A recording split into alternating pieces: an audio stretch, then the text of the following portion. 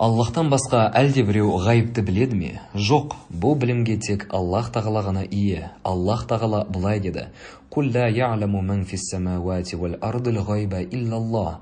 Мұхаммад, көктер мен жердегі көместі Аллахтан басқа ешкім білмейді. Ан-Намл сүресі 65 аят. Ол тағы да былай деді: «Ва индаху мафатихул ғайби ла я'ламуха илля хуа ва я'ламу ма фил барри вал бахри ва ма тасқуту мин варақатин илля я'ламуха ва ла хаббатин фи зулуматил арди ва ла ратбин ва ла ябисин илля фи китабин мубин».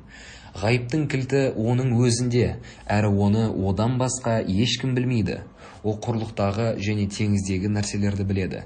Тіпті жапырақ түссе де, Аллах оны біледі. Әрі жердің қараңғылықтарындағы дән болса да, және құрғақ немесе жас нәрсе болса да, бұл анық кітапта бар.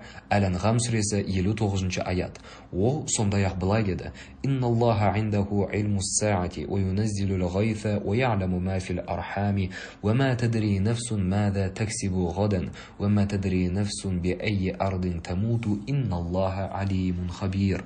Расында қиямет сағатының біліміне тек Аллах тағала ғана ие. Жаңбырды ол жаудырады. Ол жатырлардағыны біледі. Ешкім ертең не істеп табатынын білмейді, әрі ешкім қай жерде өлетінін де білмейді. Күдіксіз, Аллах тағала толық білуші, хабардар. Лұқман сүресі 34 аят.